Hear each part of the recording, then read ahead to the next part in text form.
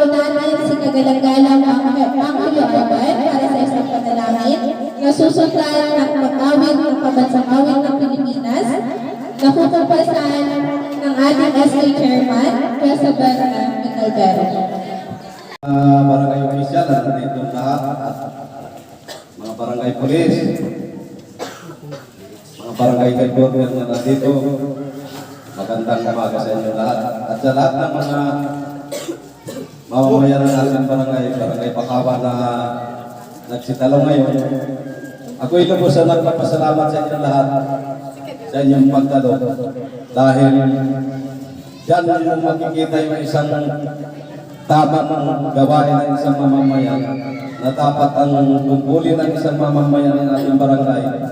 Yung may concern tayo sa ating barangay kung ano yung mga nangyayari sa ating barangay, kung ano ng mga kaganapan, kung ano ang ginagawa ng ating mga barangay official.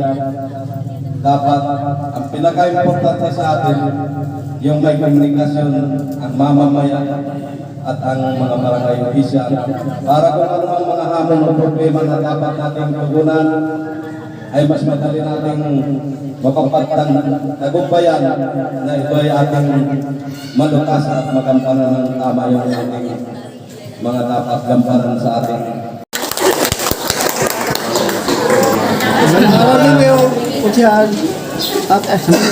Ang nasa bukod ko pong sityo ay ang Pag-asa 1 at Pag-asa 2. Nasundan po natin yung problema ng tubig doon, pero laging nawawala, pero problema pa rin. Dito pa din naman po kami at ginagawa ng paraan upang mapabuti at mapaayos ang ating tubig. Magkang malikot tubig talaga. Puro tubig nga, problema sa mga tubig. Sa akin yung tubig nila. Tayo din po ay provide ng pagpalinis sa ating nasakupang sityo. DF Arbay. Ito po ay pag-uulat para sa kanyang nasasakupan, Pag-asa 1 at Pag-asa 2. Dumako po tayo sa ating pangalawang sangguniang barangay member. Gina. Ang nakakasama po sa Sitio Munting Buhangin, Kagalang-galang Gina F. Abaro. Aga po sa inyong lahat. Narito po ba ang mga taga-Sitio Munting Buhangin? At lalo higit sa lahat ng purpose member. Palakpak ang lahat na nandito ng mga purpose member. Wow! Perfect! Sa ating pong nasasakupan, ang nire-report ko po ay monthly po ay nagpapalinis po ako sa ating nasasakupan ng Tabing Aplaya. At yung sa patubig naman po, na-actionan din po natin ang patuloy na pagmamaaling dun sa mga hindi sumusunod. Okay naman na po kayo. May isa lang po kami isang pag-uulat ng pangatlo nating sangguniang barangay member na nakakasakot po sa Sitio Bukal, Kagalang-galang LRM Musical. Palakpakan po natin at pakintang po yan.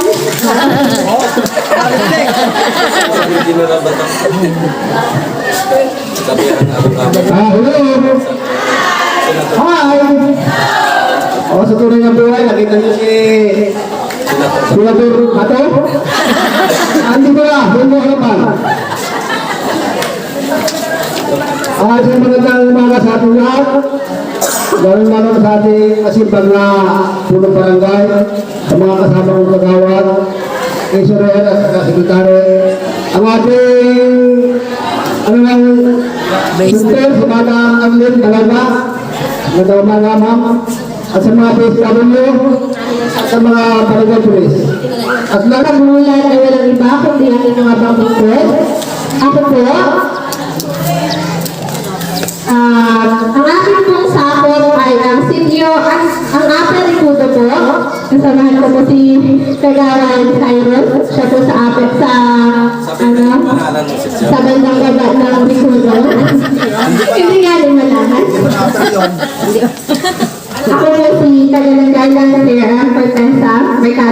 ngayon pala. Hindi daw ate dyan. Bali po sa aking nasasakupan, meron po kami 38 households. Malima. Ang bagong 5 po. Ang 5, ano? Malima.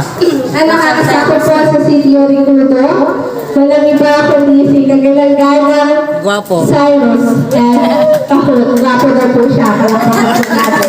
So, isang pagkatang umaga po. Wah, kaway ba? Sa ating mga panahon na dumating sa umaga ito, mga base na po ko, una, magandang umaga sa ating mga senior citizens. At sa lahat-lahat dito na nandito, ako'y nagpapakot sa inyo ng isang magandang umaga. Siguro naman po ay alam nyo na, kaya tayo nagkatipon-tipon dito sa mga oras ito. Ano po? Ako po ay nanawala sa lahat ng mga taga-Ricudo. Nandito po ba? Ako sa... Cyrus Mahmoud, pag wala daw po tayong asa ingin, ay sa kanya tayo manapit. Ano po? Tayo po ay, ano mo, sabi kahit taga sa ang sityo, ano. So tayo po ay dadako na sa pag-uulan ng ika-anin nating sangguniang barangay member. Larn. Ang nakakasakit po sa sityo Riverside, walang iba, ang pinakamaganda nating vlogger, si Ginang Bukid, Honorable Arnie F. Robles.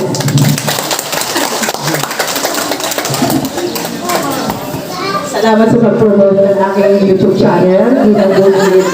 Ayan, bago ang lahat, magandang umaga po sa inyong lahat. At parang nakasikip na kayo. Gutom na nga. Gutom na? Manatilihin na kami na dahil mahaba ang ating pagpigil. Tama ba na eh? Hehe? Ayan. Ako po si magpapakilala po na ako Naani Pagkarabo Robles, a.k.a. Bigot. Kasi usually kilala ko din ditong Bigot ay. Hindi ako kilala ng Army. Baka maritan nyo po sa akin sulat, hindi ako kilala ha. Army po ako ang tunay kong pangalan. So ano sa kapan ko ay ang Barangay Riverside. Ang nababait ko po sa Riverside na mahal-mahal na po po yan mga yan. Ayan, at pag-upo po namin, ang sinimulan po namin ay ang patubig. Talagang may tuwing po to, December 3. O, diba? Naunod sa lang sa akin lahat. Ayan, sa awa naman ng Diyos, okay naman ang ating patubig. Ano, sa Riverside, wala namang ano na ngayon, ano, kasi alam niyo naman, I did my best sa patubig. Ano, alam niyo yan, hindi ko na kailangan saluhin pa. Tapos, ayun ng December, meron tayong gift giving galing sa private individuals na ating kaibigan. Talagang naghanap tayo ng sponsor para sa ating gift giving para sa mga kids. Ay, ang ano mo is toy photos. Ayun, salamat sa ating sponsor, no? At another natin nangyari sa ating yung farm contest. Ano, alam lang natin lahat ng sitio ay nasali doon. So, sa darating na December, maghanap ulit tayo ng sponsor, no? Sana ay tayo makikipag-cooperate. Kasi para din naman sa atin yan. Kasi alam ko naman na Riverside is pinili ng alam na tripal sa simbahan. Good choice ng mga taga-Riverside.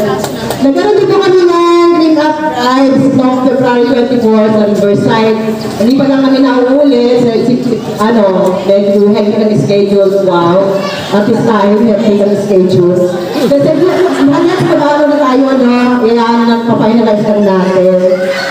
Pagkatapos ng Ring Up Drive, anagan tayo ng nag-distribute tayo ng mga seeds, galing sa delay. Pero kailangan po natin ng documentation doon. Sabi ni Madam, may pinirmahan kayo sa akin. Pupuntahan ko, itatatawi ko kayo, pipicturean natin yung mga buto-buto natin pinamigay. Doon naman sa hindi pa nakakakuha ng buto, kasi na-absent sila nag-clean up drive tayo. Huwag po kayo mag-alala at umapit lang po kayo sa yung akin. Hindi po kayong ibigay po rin ng buto. Ayan. Pagdating naman po dahil hindi na tayo nagpabaya sa batas natin tungkol sa aso, ano, yung mga taga-Riverside. Nagpabigay tayo sa ating barangay police, kay Chief, na nasa kupan din natin sa Riverside, ng flyers at pagpapaskil ng curfew hours. Siguro po, di kayo nagkulang dyan, ano. Kaso, one time pumunta ako ng Riverside, halos naguhulin ako ng aso. Bakit kaya may flyers na, may pasabi na, nangahabol pa ang aso, no? Tali. Ayan. Good news po, para, lahat naman tayo meron tayo, good news po para sa Riverside, kahit tayo po ay bigyan ni Kapitan ng semento, so mag-uusap lang tayo kung saan natin gagamitin, ano. Pero lahat po ng sityo meron po yan. Pero siyempre mag-uusap tayo sa Riverside kung saan natin gagamitin, ano. Kung ano yung pinaka-the best na pwede natin gawin para hindi masayang yung ating semento. So, yun lang. Ako rin po ay nakakahawak sa health and sa environment. So, tungkol po sa inyong kalisutan, nandiyan po ang ating mga Wonder Woman, ang mga PHW, ano. Kayo po ay hindi niyo papabayaan. Anytime na lumapit kayo, mapatulungan yan, o papaano man yan, talagang kaya ng mga yan. Walang inuurungan ang ating mga PHW. So, kung may problema po kayo sa health, ako po ang nakakasako. And sa environment po, alam naman natin na tayo ay nag-clean up, right? So, alam na natin yun, ano. Yun lang po, maraming salamat. Maraming salamat po, kaganang-ganang Robert. At ito po ay huli man daw siya ay siya hindi papatalo. Ano po, ang ating kapitong sangguniang barangay member na nakakasako po sa sitio proper, walang iba, Honorable Marites F. Fabrigas.